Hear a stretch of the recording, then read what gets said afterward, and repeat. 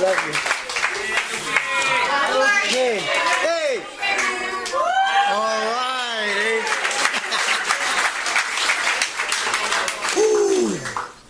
Okay, I want to thank all the readers. I want to introduce our warm-up speaker.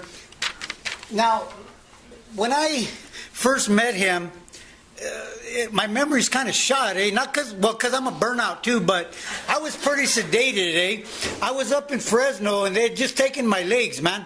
And some guy comes and says, I'm supposed to take you to meetings, Orale, who are you, man? Andrew. Well, how do you know? It goes, because Louis is my sponsor. And I go, oh, well, there it is there. I knew that day this guy was going to stay sober, I want to introduce Andrew. He's become a dear friend, awesome dude, involved in service. And he used to pick me up. He used to drive from Kingsburg to Fresno to pick me up to take me to meetings, man. He's our 10-minute for tonight. Oh. He has 4 years, 2 months, and 1 day today. Right?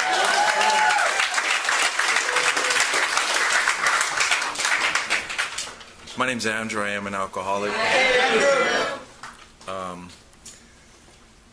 I'm from Selma. Oh. And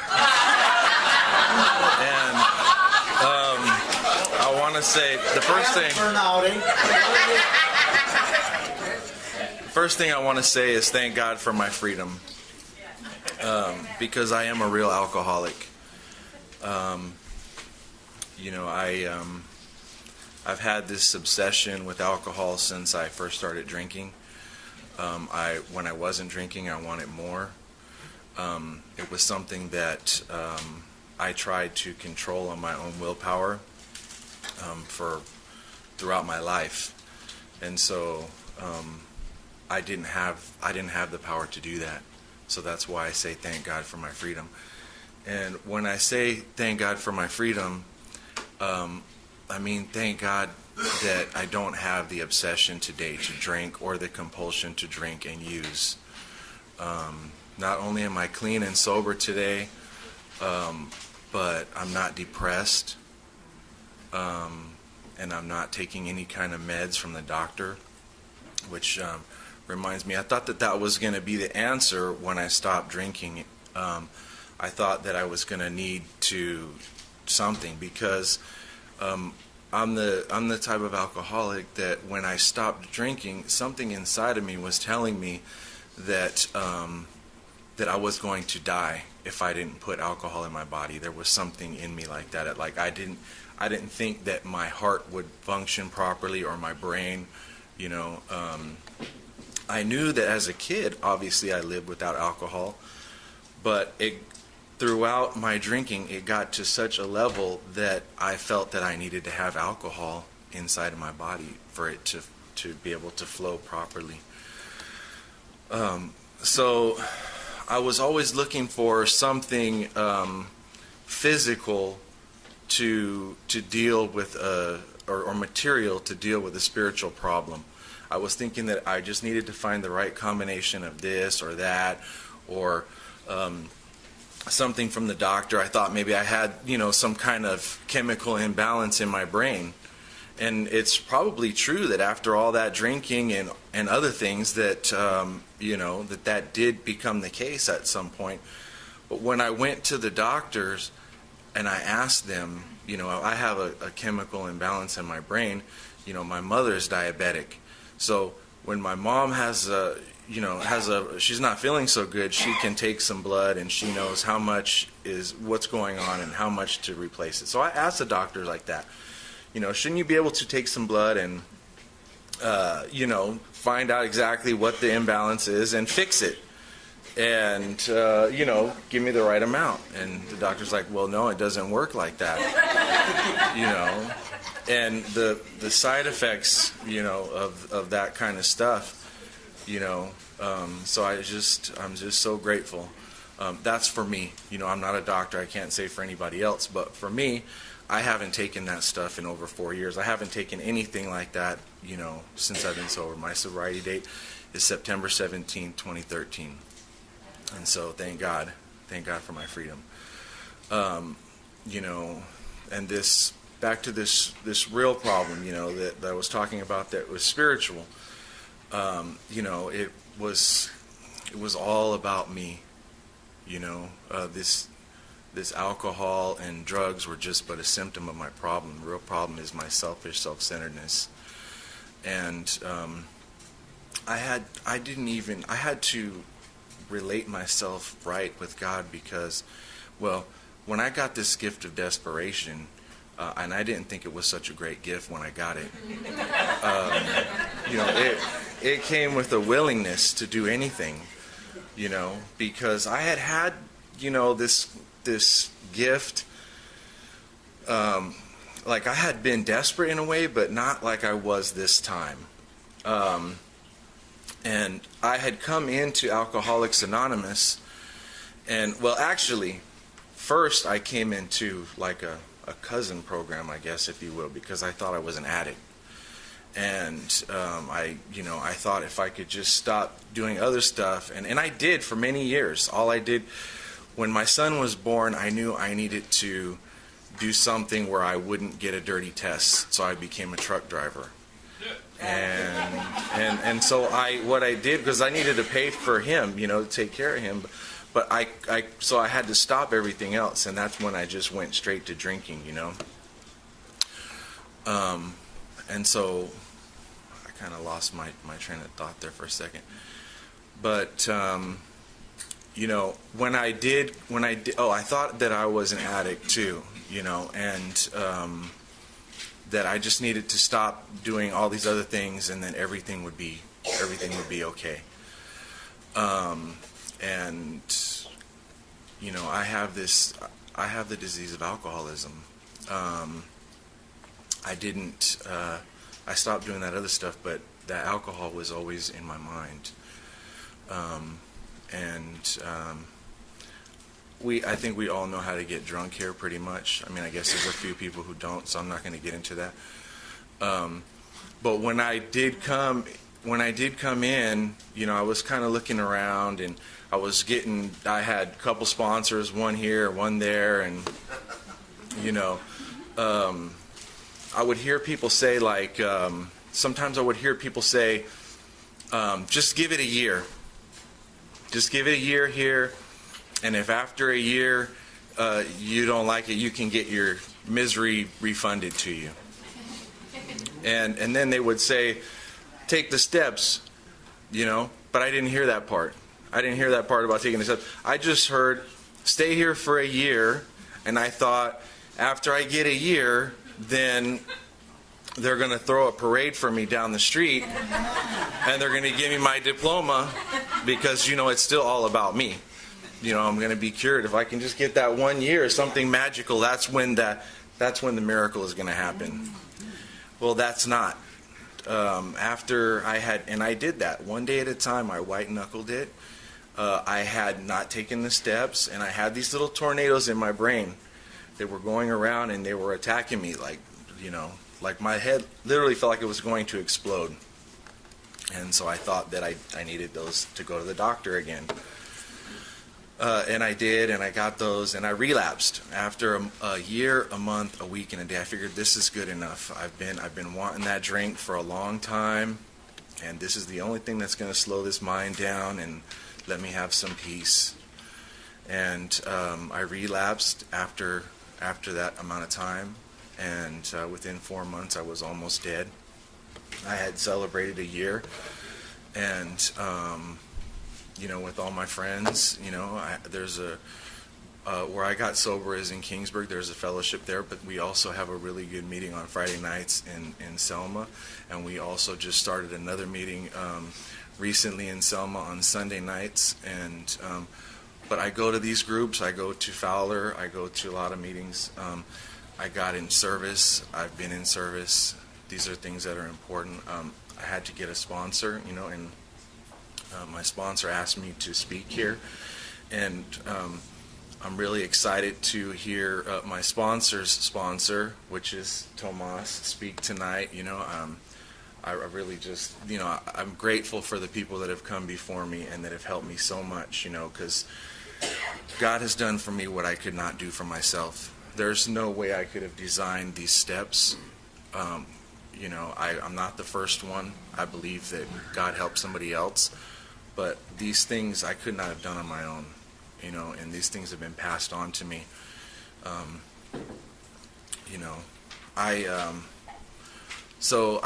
I couldn't save my ass and my face at the same time. I had to come back to my fellowship, and I was almost dead.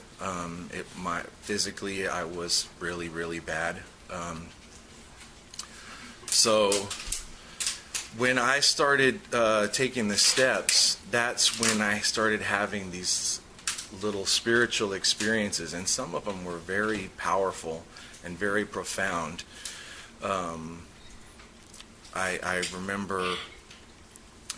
remember reading the big book myself, and it is possible to read through that big book and not take the steps that are contained in those first 164 pages.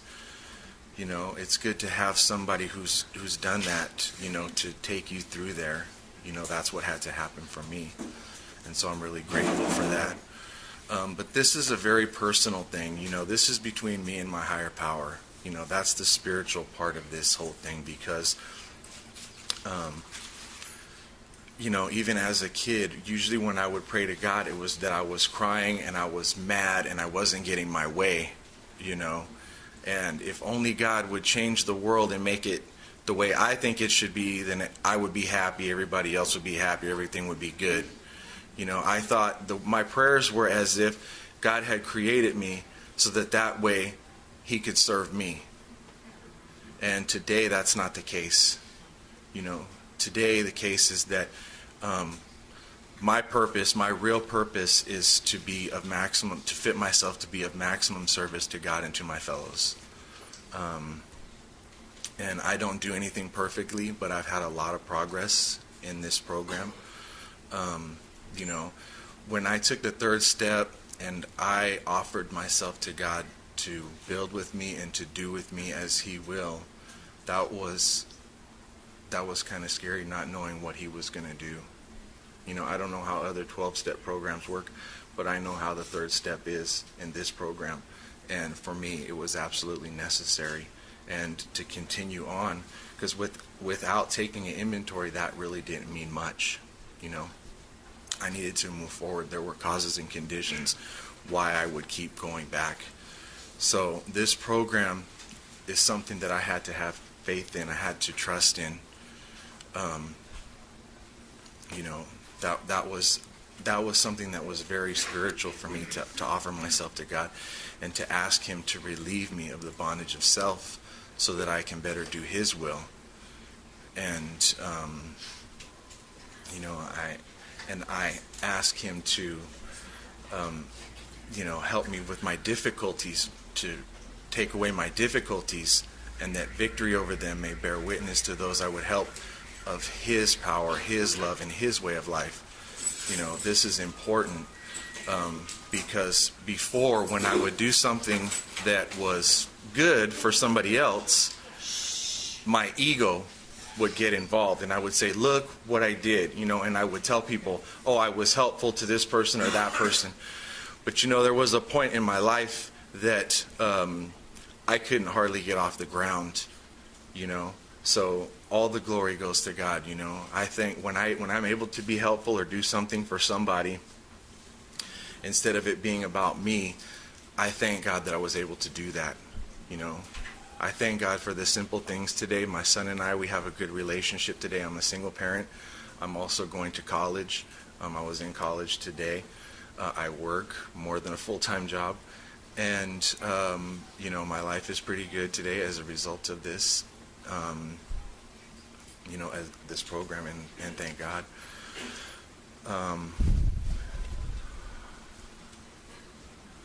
So I kind of lost my train of thought again there, but I'm really grateful for this program. Without it, I couldn't do the things that I do. So I give all the glory to God, and it is about my relationship with other human beings. It's about being able to go back and tell people that I was wrong, not just that I'm sorry.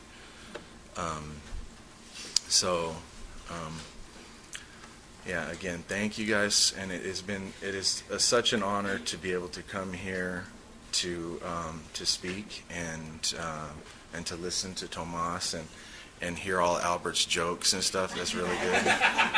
You know, he's got plenty of them. He just kind of comes up with more as he goes. So, thank you, and I'll turn it back to Albert.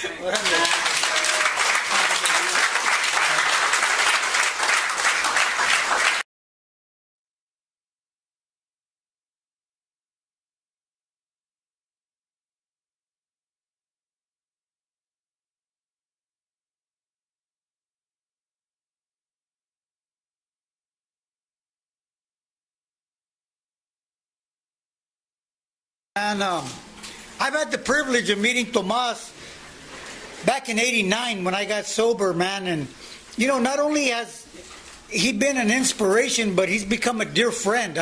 I've got to know him. He'd go visit me in Fresno, and he took me that AA Comes Alive, or AA Comes of Age, the book, you know. And I've got to go to his house and read his meditations with him, you know. And his books have a story, eh?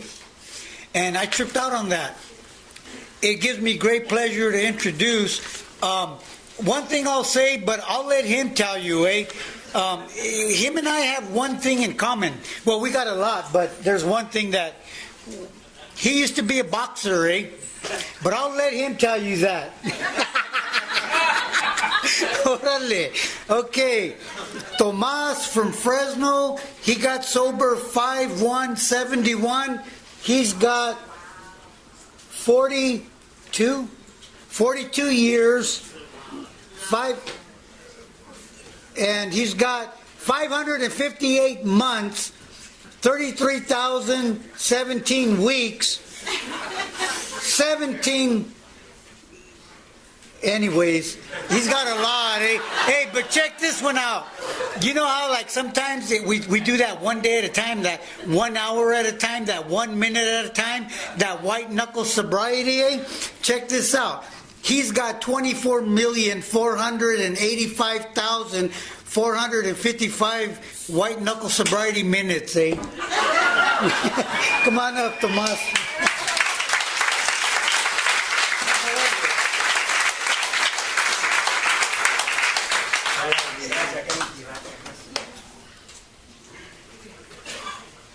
My name is Tomas. I'm a grateful alcoholic. Hey, Tomas. I want to first off, thank Albert, and Eddie, for inviting me, the group for having me, and I'd like to acknowledge my sponsor, Bernard, who's here, and his significant other, Sylvia.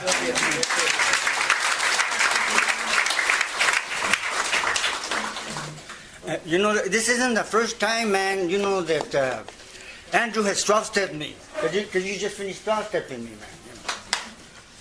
I was coming back, from New Mexico, which is where I was born. Have family up there, and I was on my way back, and anxious to get back to Fresno, and I'm at the airport, man, and I'm running, to catch my flight because I didn't want to miss my flight. And all of a sudden, my cell phone rings, you know what I'm saying? And I'm not used to it ringing. I'm from, who the hell's calling me, man?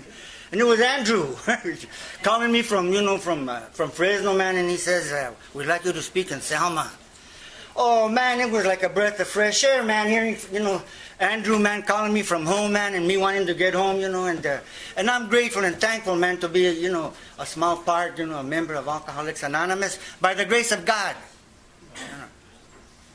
And I also want to thank Ron for bringing me here, man. I wouldn't be here without you, Ron. Thank you, and God bless you, man. I had occasion, to 12-step, an old-timer, a guy that's been drinking, for 55 years, This morning, I said to him, hey, man, don't you think 55 years is enough drinking, man? And then I had an occasion, I said to the fellow, it's never too late. It's never too late, man, to come to Alcoholics Anonymous. And right after that, man, I had occasion, to 12-step, a young lady,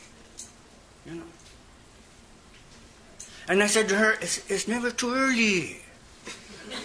It's never too early to come to Alcoholics Anonymous. And I'm grateful and thankful, man, because if you're new to Alcoholics Anonymous, I want to welcome you. And we try to pass on to you what was passed on to us. And that's namely that we love you whether you like it or not. And since I've been in Alcoholics Anonymous, man, and working with others, I've heard my story over and over again, Bernard. I have heard my story over and over again. I see a new fellow come into the program, man, And then he disappears and he comes back, after a few years. And he says to me, I got me a sponsor, And all I did was follow him. I did what he did. That reminded me of you, Bernard. All I did was follow you, man. Not just me, but a lot of us, man. Tony, Daniel, all of us, man. Ever since I came to Alcoholics Anonymous, man, it seems to me that God has placed the right people at the right place at the right time to help me. To say the right things to help me. And I needed help, man. When I got here. I used to have a little clothing store, in Fresno. Named Tomas Fashions. And I outfitted, some of the sharpest dressers, in Fresno. I mean, they used to come and see me from the Bay, from LA, I outfitted, people from here, from Visalia. The Doobie Brothers. When they first started out, I outfitted them. I outfitted new Red Fox from Sanford and Son, And the Son, both. They used to come into my shop. I used to do the buying and the selling.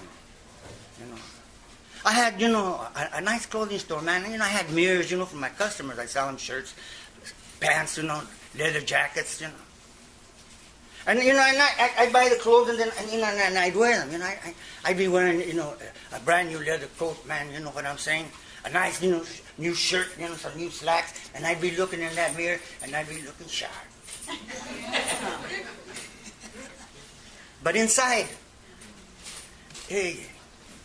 inside I was a wreck, man, and this here is an inside job. And the question is, how are you doing inside? Everybody has an inside. How are you doing inside, man? I was messed up inside. Alcoholics Anonymous has changed that for me. You know that feeling where there's no other place, you would rather be than where you're at? Hey, I got that feeling right now. There's no other place I would rather be right now than right here with you. With the people of Alcoholics Anonymous. I drank, that business, man, to the ground. I used drugs. I first came to AA in 73. I come from an alcoholic family. I have, two brothers that are in the program. One of them has 50 years. I talked to them just before the meeting. He got 50 years in Alcoholics Anonymous. And my younger brother has 46 years. I spoke to both of them today. I have 3 sponsors. Bernard's my sponsor here, man. I know I can call him anytime, man. That's what a sponsor does. It's important for me to have a sponsor and to have a sponsee. You need both. I need both. I need you more than you need me. And it's taken me many years to learn that. And I'm reminded every time I talk, to my older brother, the one that has more sobriety than I do, he reminds me, hey, Alcoholics Anonymous doesn't need you.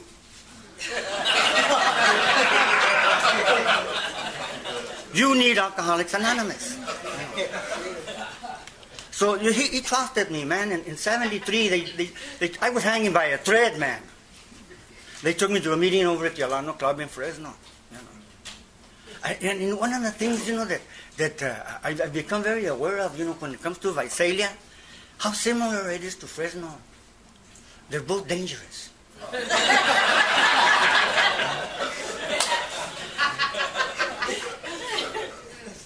But, he took me to a meeting, man, and I felt, like a trapped rat, and there was a bunch of people in there. He'd been sober then, at that time, about 10 years, I believe, But he took me to a meeting, there at the Alano Club in 1973. And there was a bunch of cowboys there. And I've been fighting cowboys all my life, man. And they laid that cowboy talk on me, man, you know what I'm saying? Hey, you can lead a horse to water, but you can't make him drink. You can sober up a drunken horse thief, and all you got left is a sober horse thief. You got to put the horse in front of the cart. You got the horse behind the cart. You're not going to get anywhere, man, until that horse is put in front of the cart. That mighty first step. The mighty first step. Getting started. It's still the hardest thing in the world to get started, man. We will find a new freedom and a new happiness. A new freedom and a new happiness. So you're going to have to admit to your innermost self that you're an alcoholic. Otherwise, this program's not going to work. It's like spinning wheels. You have to admit to your innermost self that you're an alcoholic. And I had a difficult time doing that, man, because, I was 33 years old, man, and I've been cheating and lying most of my life, and I buried that innermost self. Yeah. I couldn't make contact with it. It was buried, with lies. I lied to myself, But I said to myself, okay, so I'm an alcoholic, and I can't drink alcohol, so I'll keep using dope.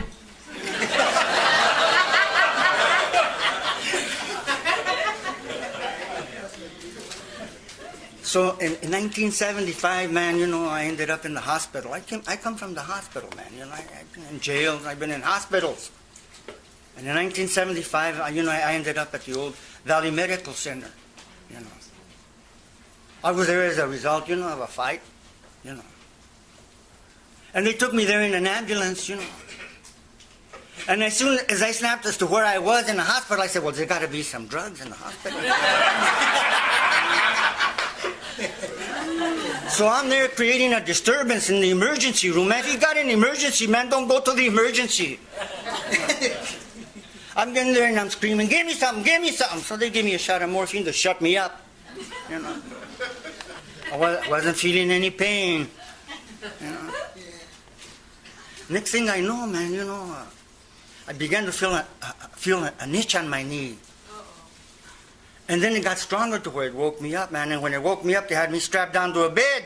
And there's, a fellow drilling a hole through my knee, man, with the kind of drill you used to drill through metal. And I'm watching him, man, and I'm saying, give me something, give me something. So they give me another shot of morphine. I remember thinking to myself, shit, I think I'll break my other leg.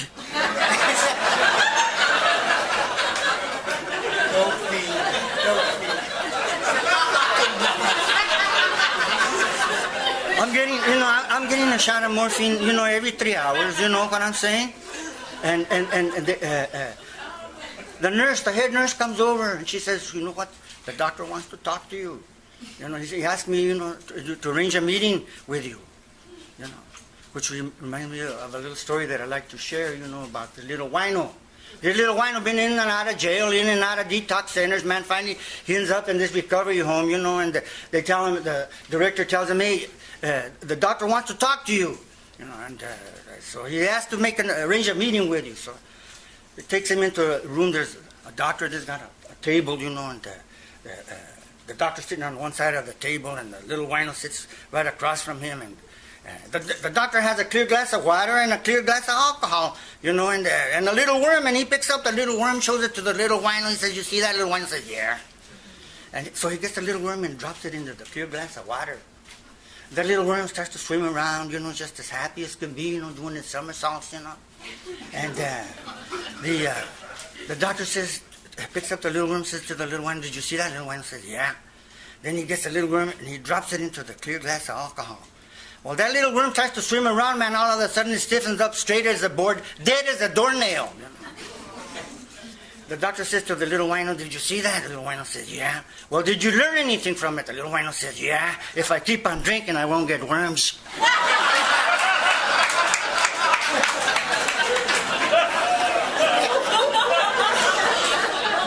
The doctor says to me, look, he says, Tomas, we're going to get you off of that morphine. He said, we're going to get you off of that morphine with some Percodan. So I'm getting, morphine and Percodan to get me off the morphine and codeine to settle my stomach, because my stomach's getting upset. My friend comes to visit me. The first thing comes out of my mouth is, are you holding anything? So, he proceeds to lay a bullet on me, and I drop it, and they say that a man knows when he's going to die. I began to feel weak, and I turned white as a sheet. And the nurse comes, and she looks at me, and she says, damn, they give me a blood transfusion. They start giving me a blood transfusion. I mean, they got, things coming up my arms, my nose, you know what I'm saying? And so again, I asked God, help me. Help me, and this time, I'll change my ways. And he answered me, man, right on the fourth floor, of the Valley Medical Center. He says to me, you know what, man? Every time that you're in trouble, every time that you want something, every time that you're locked up, you ask me for help.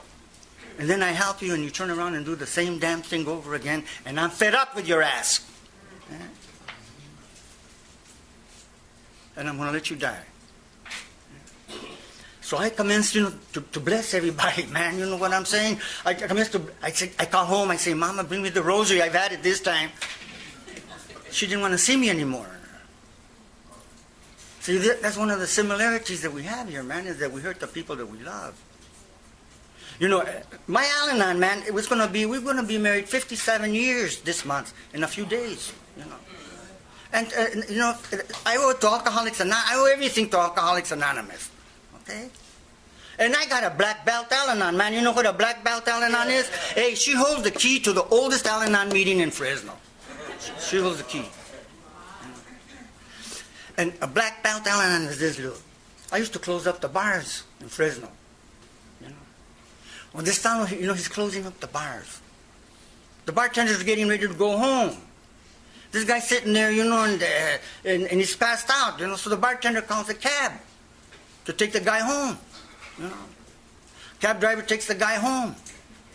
Gets to the house, and walks up the stairs, and knocks on the door, the lady comes out, and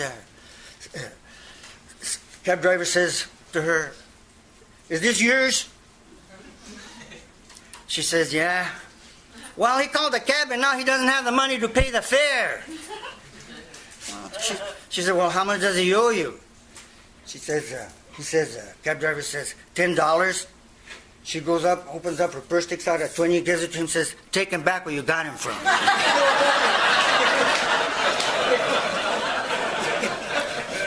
I went to a meeting, man, sometime back, and she says to me, you're not going to wear that raggedy old shirt to the meeting, are you? And I look at her and I says, well, maybe I'm raggedy on the outside, but I'm riding in a limousine on the inside. So this here is an inside job. Okay? The doctor says they're going to take me out of this, they're going to do this. Hey, I got out of there by the grace of God. They had a hard time getting me out of the hospital because nobody wanted me. Yeah. That's how I came into Alcoholics Anonymous, man. Nobody wanted me.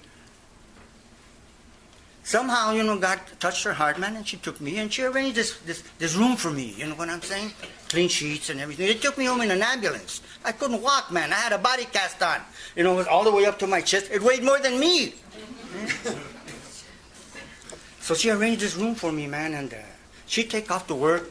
I have 5 children. They take off to school, and I'd be confined to this body cast, man. I'd be, couldn't bend over. I'd be laying there, and I'd be looking around, at the walls, and the walls were cracking, man, and the windows were cracked, and I'd be thinking to myself, man, here you are playing the big shot. Because I was a big shot when I was half shot, and you haven't done a damn thing to help this family. Yeah. See, I squandered everything, man. At that time, at the Alano Club in Fresno, on one side they had Alcoholics Anonymous, on the other side they had Al-Anon. You know? Okay? She was going to Al-Anon meetings. I said to her, hey, take me to one of those meetings, man, you know. So I walked into the meeting of Alcoholics Anonymous with a body cast that weighed more than I did, man. You know, with the tail between my legs, you know, and barely able to get out of the car. I remember driving to that car, I had a hell of a time, man, because I couldn't bend over. So, you know, two of my sons stood in the back, my wife stood in the front, man, and I fell back and they squeezed me in the back seat. And I'm laying back there, are we there yet? Are we there yet? Then we had a hell of a time getting out of the car, man. I couldn't get out of the car. But I walked into a meeting, man, and a fellow named Travis takes a look at me and he says, it's a time for prayer, man. So I keep going to the meetings, man. You know, I wanted what you people have. Yeah? I wanted what you people have. I want what you people have. Yeah? That's why I'm here. You know, it's like they asked this newcomer, you know, you may not want what we have, but ask yourself, do you want what you have? Yeah? Yeah. And I kept coming back to the meetings. I kept coming back to the meetings and listening. See, I've always had a hard time listening, man. See? And I've learned, you know, over the years that in Alcoholics Anonymous, in the meeting of Alcoholics Anonymous, you know, we have all the answers, man. From the meeting, from the meeting, the moment the meeting starts, from the moment we say, you know, the Serenity Prayer, to the moment that we say the Lord's Prayer, you know, the answers are written for all of us. The answers are here for all of us, man, in the meetings of Alcoholics Anonymous.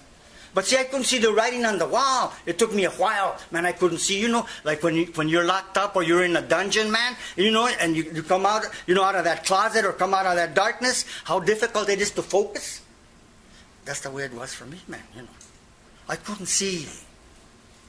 I couldn't see. I didn't know, man, about, you know, doing something for someone else without expecting anything in return. I didn't know that, man. I was 35 years old and I had never learned, you know, how to be a giving person. I was a taking person. Yeah, what's in it for me? You know? And I have to be very careful about that, man, thinking that I'm all right the way that I am. Because, see, that's the way I used to feel when I was drinking and using drugs. I'm fine just the way I am. You know? But, you know, a fellow comes, I'm hanging out at the club, and this fellow named Mike Bach comes up, big guy, you know. And he says to me, Tomas, they call me, you know, from central office. Back then we didn't have no cell phones. He said, they call me from the central office, go on a 12-step call. You want to go with me? My first thought was, nope. But, you know, I had heard enough to where they said, do the opposite. Do the opposite. Of whatever it is your nature to do, do the opposite. So I went with him on my first 12-step call. It was over on Fresno Street. You know, this guy lived in an apartment, you know, right across the street from the taco shack. Okay. Old me, Mike and I, you know, we drive down to do a 12-step call, just like Ron and I drove up here tonight. And we're having that meeting before the meeting. You know, that's what we do in Alcoholics Anonymous, with each other, with sponsees and with sponsors. Yeah. And he's telling me his story, man. He says, you know, I was sitting in my apartment, you know, drinking a beer. My brother comes in, man, you know, and they beat the hell out of him. Some guys had beat the hell out of him. And he says, well, who did it? Let's go get him. So they jump in the car. They go to this apartment.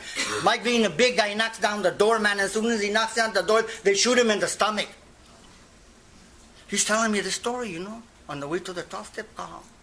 He said, they shoot me in the stomach, they run back, get in the car, man, they go back to his apartment, he opens the refrigerator and gets another beer. Yeah.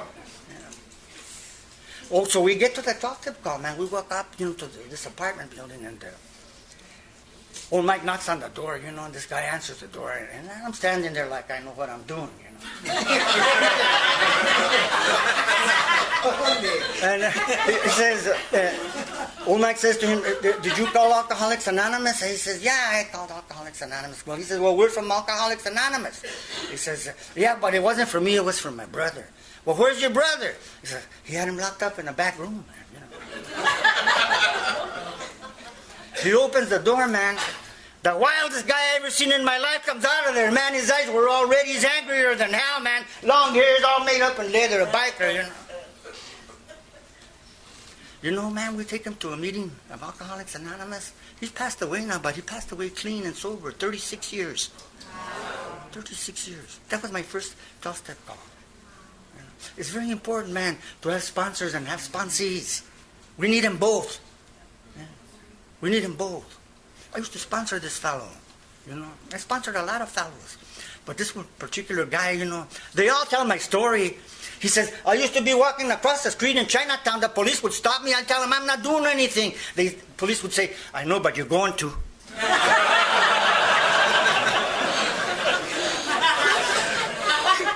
Another fellow I used to sponsor, man. This guy, everything used to bother him, man. Back then they used to smoke in the meetings. Everything used to bother him. But if something bothered you, he'd forget everything that was bothering him to help you with whatever was bothering you. Hey, we learn from sponsees, we learn from sponsors. We need them both. You follow your sponsor, do what he does. You know, we don't have to reinvent the wheel in Alcoholics Anonymous. Hey, it's all here for us. We just got to read, you know, the writing on the wall. Yeah. It's here for all of us, from the moment the meeting starts till the moment the meeting ends. You know, they told me that I was when I had to come to, you know, believe that a power greater than myself could restore me to sanity. I mean, you know, this sanity kind of puts a block in there, you know what I'm saying? But, you know, I've learned that insanity is doing the same thing over and over again, man, and expecting different results. Yeah? So in Alcoholics Anonymous, one of the gifts that we have, man, is a little soundness of mind. A peace, that priceless gift of peace of mind. The reason it's a priceless gift, man, is because you can't buy it. It's not for sale. You can't go to Costco or Walmart, man, and say, hey, I want to buy some peace. But we have it here.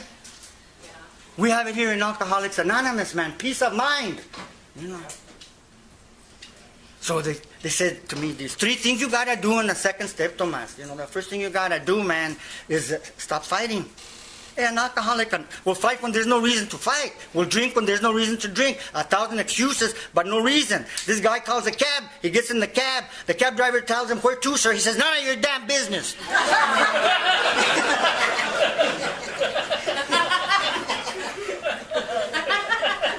We relax. We stop fighting, man.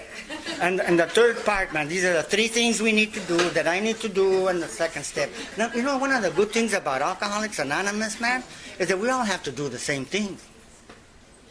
If you knew, you got to do the same things that the old-timers have to do. You have to go to meetings, you have to sponsor, you have to have sponsees, you know what I'm saying? You have to relax, you have to stop fighting. And the third part is the hardest part, man, the open mind. Closed-minded people, they say an alcoholic is a close relative to the mule. You want to get the attention of a mule, you got to hit it beside the head with a 2x4. But, you know, I don't believe, you know, that it's wise to spend too much time in each step, because you're going to be going over them again. The more often you go over them, the better, the easier it gets. The easier it gets. Yeah. Then we make that decision, you know, that Andrew talked about. The best decision I've ever made. God, I offer my life to Thee. To build with me, to do with me as Thou wilt. Relieve me from the bondage of self, that I may better do Thy will. Take away my difficulties, that victory over them may bear witness to those I would help, of Thy glory, Thy love, and the way of life. Yeah. We love You whether you like it or not, man, you know. Without conditions. Then, you know, I had to make that searching and fearless moral inventory of myself, man. You know what I'm saying? You know what, man? Relief never comes from admitting the faults of others. Everybody has to admit their own. Hey, I could tell you what was wrong, man. I could tell you what was wrong with... Hey, I could tell you what was wrong with California, with the country, even today, man. You know, I go to the doctor. I've had a rough year physically, man. But I think it's helped me spiritually. So, hey, man, I got nothing to not be grateful about. You know, I got cancer, you know what I'm saying? And I kind of suspected, it's been taken care of, But they put me in they gave me radiation, And now I'm recovering from the radiation, man. You know what I'm saying? It takes away your strength. I don't walk. I walk like a little old man. I know I ain't no youngster, but they put me in these machines. They put me in these machines, man, for the radiation. The radiation is nothing. The recovery is what's hard, man. They put you in these machines, and then they turn off all the lights and they split. They leave you there all alone, man, going in these machines.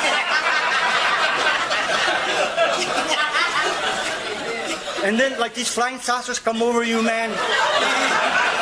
And they start shooting this radiation at you, And I'm there saying, rarely have I seen a person fail who has thoroughly followed a path.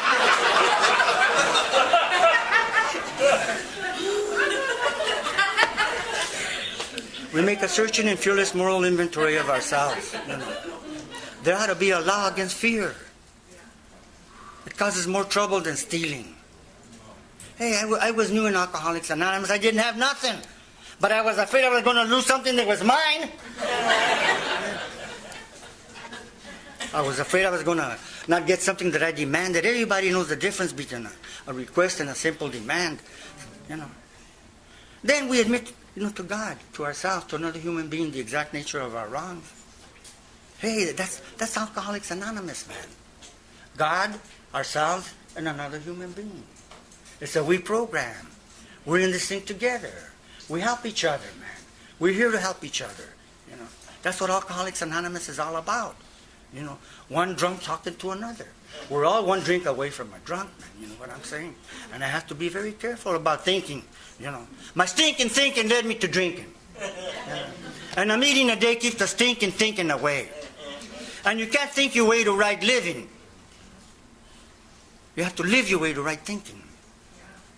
That's what we have in AA, man. That's what we have in the 12 steps. A way where we can, live our way to right thinking. And my thinking has changed. I'm more grateful now than I have ever been. Even though my health isn't what it's been, even though I've had a difficult time, man, in 2017, man, even though I've gone through the radiation and everything, I just got back from San Francisco, man. And you think we have a problem here in Visalia and in Fresno? Shit, you should see San Francisco, man. Matter of fact, Fresno, Visalia is no different than San Francisco. Hey, we have homeless people that are hurting, man. We have people sleeping in doorways. Hey, I asked my daughter and my grandson. They were with me up there. Then they kind of got lost. They couldn't find the way back to the hotel. They walk into this Chinese restaurant and they tell them, give them directions. They say, but don't go there. It's dangerous. So then they go over to the police station and they're asking for directions. The police tell them, don't go through there. It's dangerous. So hey, Visalia and Fresno are dangerous, man. So, I made that inventory of myself. And it was put very well, man, by Andrew. Selfishness, self-centeredness to the extreme. I drank to the extreme. I think to the extreme.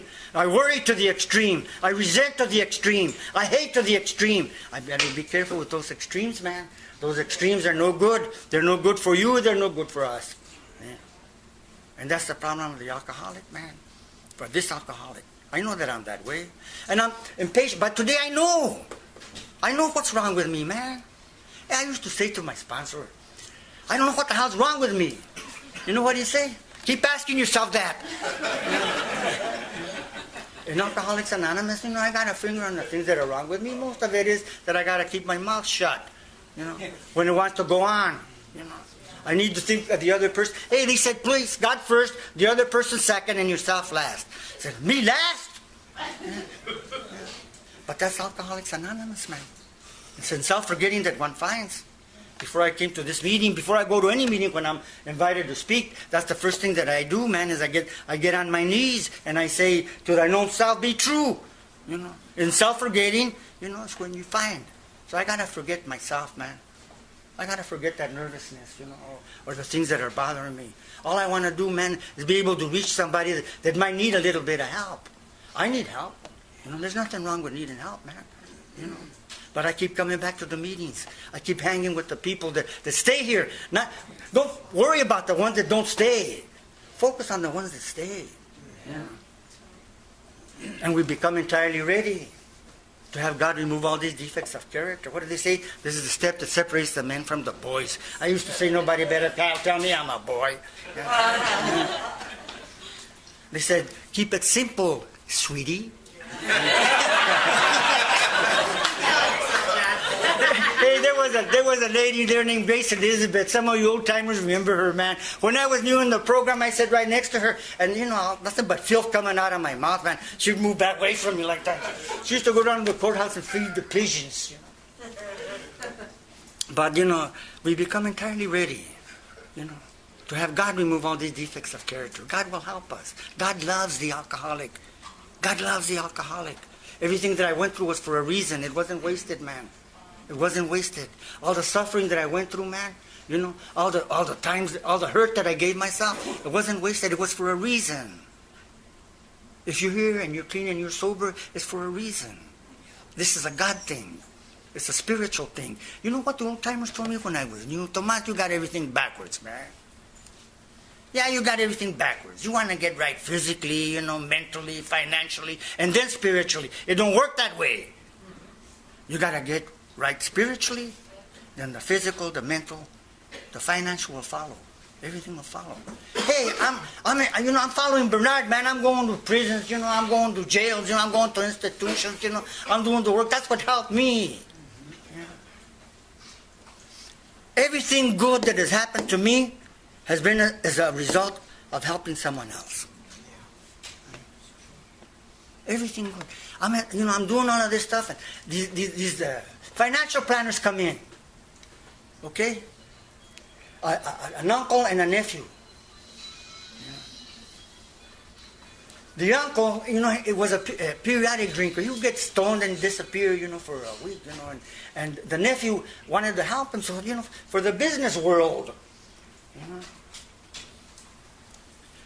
I needed a job, man. You know what I'm saying? I wasn't working, man. I was doing the AA deal, but I wasn't bringing any money home, and I needed work. So the nephew gives me a job because he wanted to sober up the uncle. Okay? So I go to work for them, man.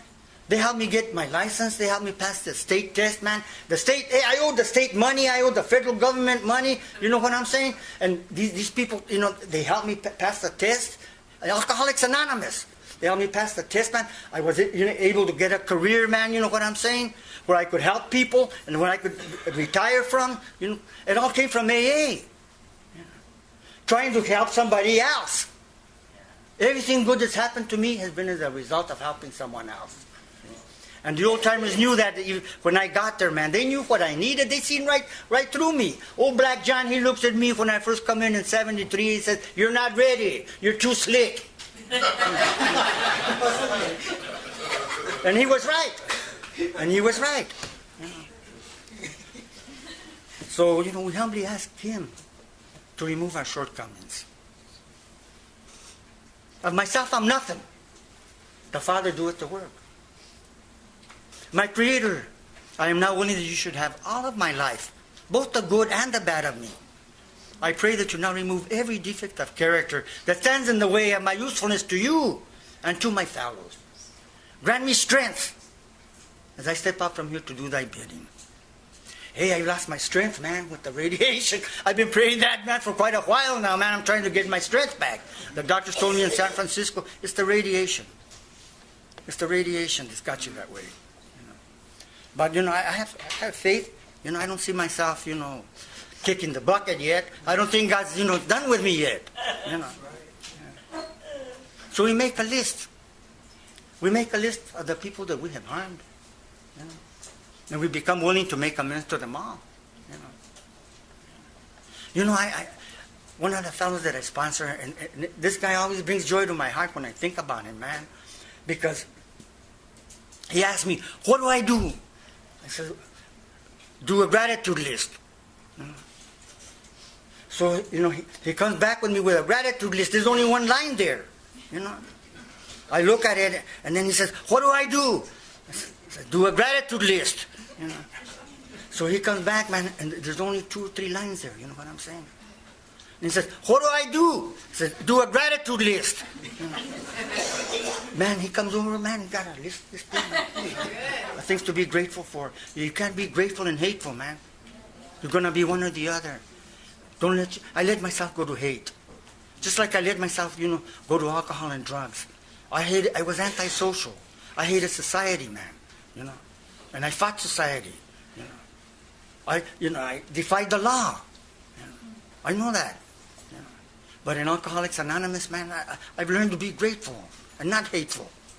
God removed that hate. There's no room in my life for hate, man. There's no room in my life to judge. I belong to the world of Alcoholics Anonymous, man. It's a good world. I don't belong to the world out there.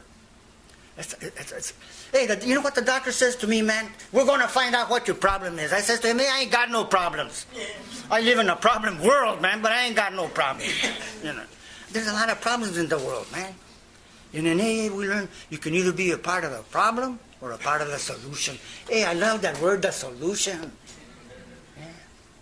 I first fell in love with it here in Alcoholics Anonymous because I always lived in the problem. I come from a dead-end street, man. Bernard and I both, we grew up, on the wrong side of the tracks. Matter of fact, he lived on one side of the tracks, and I lived on the other side of the tracks. And we used to beat the hell out of each other, man, when we were youngsters, But now, we're sober together, man. Hey, I became a coordinator one time of the Carruthers Branch Jail. Okay? I went through the steps. Bernard took me on a, as a member, and then he got me to become a secretary, got me to be, hey, I just followed him. Or go to a meeting at the Carruthers Branch Jail. Everybody comes out of their cell, man, because it's a good chance to get out of the cell when there's an AA meeting. And it was a big meeting, just like this one, A fellow stands way in the back, we're having the meeting. He didn't want to get too close to them AAs. They're weird. They talk about God and they laugh about their problems. A lot of people feel that way, Well, he stood back there, man, and after the meeting was over, he walks up to me and he says, hey, Tomas, he says, you mean you just stopped drinking and using drugs and that's all? I said, no, man. I had to start praying. I asked him, have you ever tried praying? The man had just gotten out of doing 5 years in Soledad. And he found his ass back in jail, man. And he was bewildered, couldn't figure out what the hell happened. And he said, do you mean you stopped drinking and using drugs? I said, no, man, I had to start praying. I said, have you ever tried praying? He says, no. I said, maybe you should try praying, man. Maybe you should try praying. Praying and meditating. Praying is talking to God, meditating is listening to Him. I've never been a good listener. But my wife, my mother, they said, he only hears what he wants to hear. I knew I was making progress in AA, man, when I went home and my wife called me honey. She used to call me that one. We make direct amends wherever possible, man. Except when do so would injure others, Sometimes, it's best to talk to your sponsor when you make amends, man, but I found that, I made some amends without even planning on it. I run into people, that I know that I've harmed, after, in sobriety.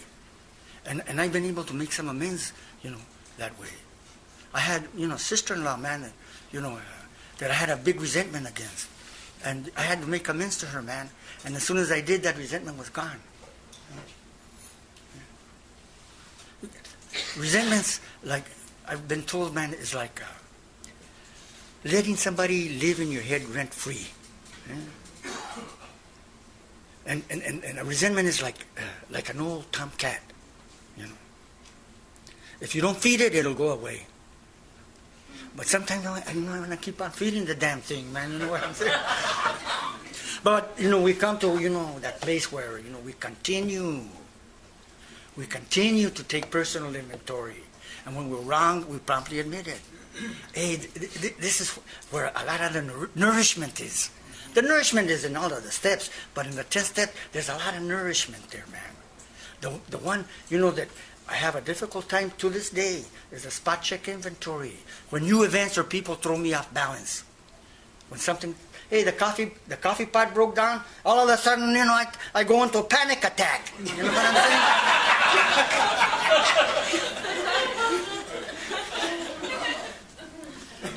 know what I'm saying? The grave emotional and mental disorders.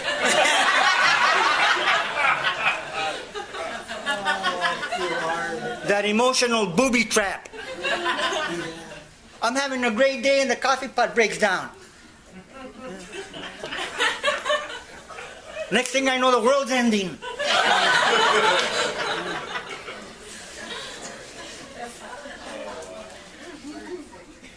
The direct result of yesterday's and sometimes today's excess of negative emotion. Extremes are no good, folks. Extremes are no good. When something goes wrong, man, that spot check inventory, I gotta let go and let God.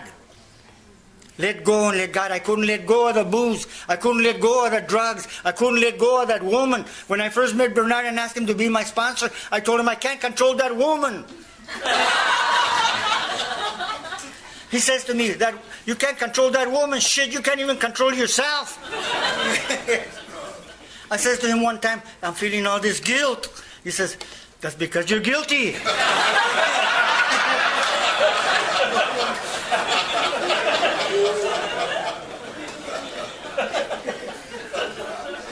And we seek through prayer and meditation to improve our conscious contact with God. Yeah? Conscious contact. Not unconscious. Not the unconscious mind, man. I spend a lot of time there.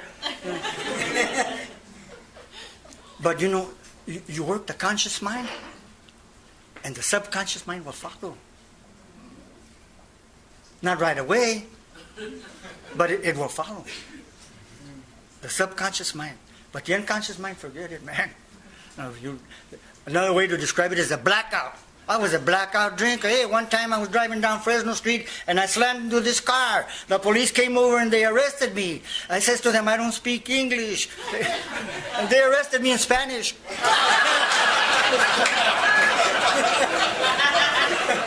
They said, you hit that car. How do I know? I was in a blackout, man. I don't...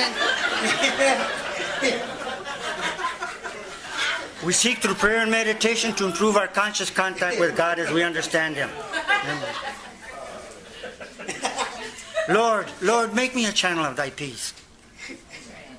That where there's hatred, I may bring love. That where there's wrong, I may bring the spirit of forgiveness. That where there's discord, I may bring harmony. That where there's error, I may bring truth. That where there's doubt, I may bring faith. That where there's despair, I may bring hope. That where there's shadows, I may bring light. That where there's sadness, I may bring joy. Lord, grant that I may seek to comfort rather than to be comforted. To understand than to be understood. To love than to be loved. For it is in self-forgetting that one finds. It's in forgiving that one is forgiven. And it's in dying that one awakens to eternal life. Yeah. Prayer is talking to God. Meditation is listening to Him. Sometimes, I look for quiet more now than I ever have before, man. Listening to silence. Yeah. I'm ready, man. I'm ready if you want to talk to me. I just let Him know. Talk to me. If you want to talk to me, talk to me. If you don't, that's fine too.